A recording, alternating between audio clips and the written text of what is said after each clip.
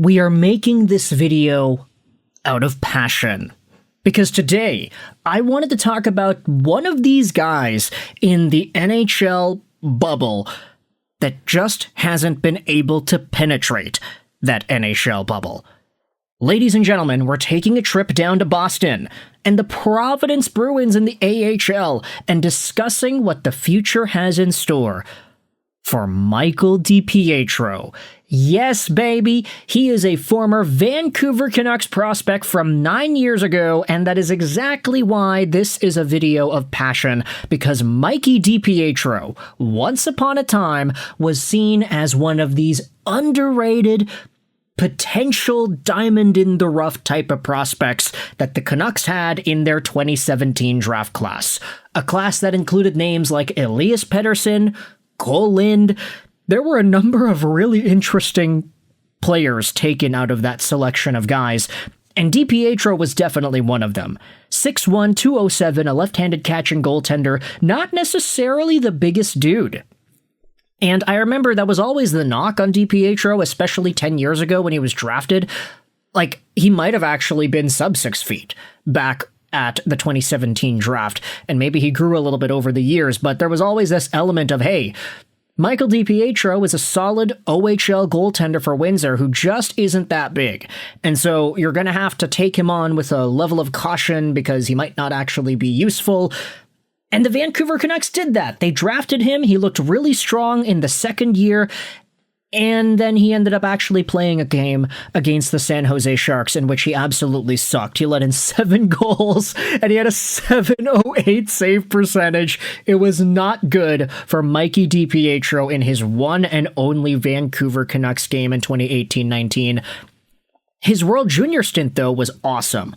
A .951 save percentage and a 1-2-3 goals against in 4 games. If I recall correctly, they ended up losing because of an overtime goal scored by Toni Uttinen. Is that correct? Okay, no, we don't actually have the tournament statistics available to us here, but Mikey DiPietro was a solid player for Team Canada.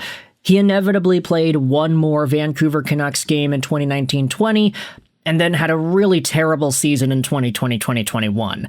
He only had 4 games played the entire year because he was on the Vancouver Canucks roster for the entire time as one of these black aces. It was that shortened COVID year with the North Division and whatever, so travel down to Utica, which was the AHL system for Vancouver at the time, it was really difficult to maintain, and Mikey DiPietro only had 4 games in total. Give it another season, and DiPietro has a .901 save percentage in 34 Abbotsford Canucks games. Not really all too great, and so he ends up getting traded to the Boston Bruins system and starts playing in Providence over the next few years. Now, this season, Mikey DiPietro had a .930 save percentage in 45 Providence Bruins games and a .191 goals against average. Add to that a .931 save percentage in 4 playoff games, a series where he actually ended up losing. Mikey DiPietro walks out of the AHL as the best goaltender this season and a member of the first All-Star team. He was the best American Hockey League goalie. And as a result, you've got folks on Frankly Hockey, Victory Plus TV over here, talking about how Michael DiPietro should never have been in the AHL this season to begin with. The fact is, DiPietro was on waivers, and he cleared. The folks on this Frankly Hockey show say that if DiPietro were to be placed on waivers again, there's no way he would clear. He would absolutely get claimed.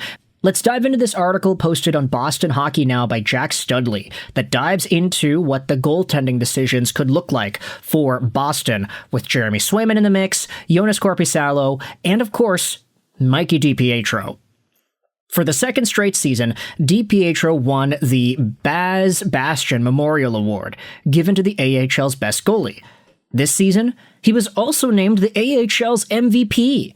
He went 34-8-1 with a .930 save percentage, leading the league in record, goals against, and save percentage. DiPietro made a brief appearance with Boston during the regular season, coming after the Olympic break, making 2 saves in 6 minutes before returning to the Providence Bruins. His NHL experience is limited. He has only played in 4 career games, including the 6-minute stint this season and an 8-minute appearance in 2019. Last summer, the Bruins signed DiPietro to a 2-year deal with an NHL cap hit of $812,000, keeping him under contract till 2027. He'll be a UFA upon expiry. His contract is much more favorable for a backup goalie. DiPietro started in 2 Boston preseason games, both losses, and Korpisalo held the job. The Bruins held on to him late, placing him on waivers on October 5th. Obviously, he did not get claimed, but NHL insider Frank Cervelli said DiPietro ain't clearing waivers again on Wednesday's episode of Frankly Hockey. With his performance on the ice complemented by his accolades, DiPietro is knocking on the door of an NHL opportunity. He has proven himself at the AHL level. Whether the NHL opportunity comes on Causeway Street will remain to be seen. The Bruins also have trusted backup goaltender Korpisalo. Korpisalo gave the Bruins quality minutes this season, especially late in the regular season where every point mattered. Moving on from his contract will not be easy for Sweeney and the front office, as teams may opt for a cheaper alternative for a backup goalie. Now, this is all some pretty good stuff, and it dives into essentially how Mikey DiPietro has been awesome. So good, not just as the goalie of the year in the AHL, but the 2-time goalie of the year and the MVP. This guy does not deserve to be in the American Hockey League next season. He's 26 years old, already in the prime of his career, and as a guy who had battled his way to becoming NHL worthy over the past few years, there is already an element of, hey, if this guy were to be placed on waivers again, there's no way he would clear once more. In fact, I get flashbacks to certain players that the Bruins had in their system that happened to be goaltenders that also happened to have gone through pretty unorthodox development periods. I'm looking at Tim Thomas as a comparison by nature, not just in terms of the success and the level of achievement they were able to get, but in terms of the path.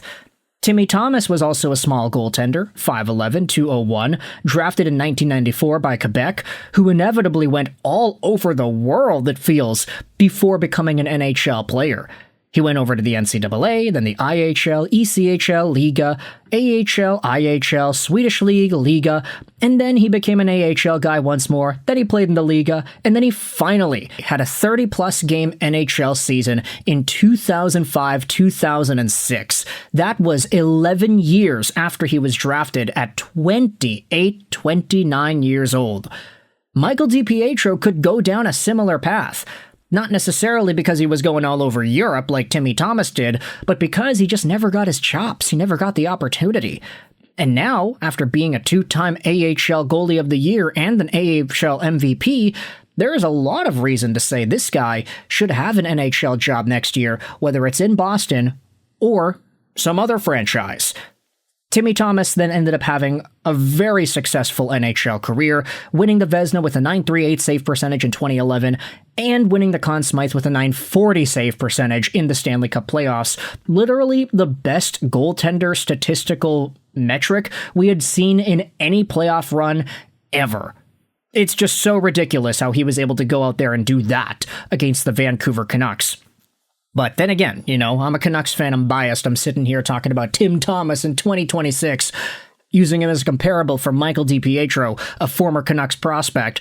With that said, you can let me know your thoughts in the comment section below. How do you feel about this DiPietro situation? Is he on track to getting an NHL job this season? Let me know in the comments all your opinions. I hope you've enjoyed this video. And bye.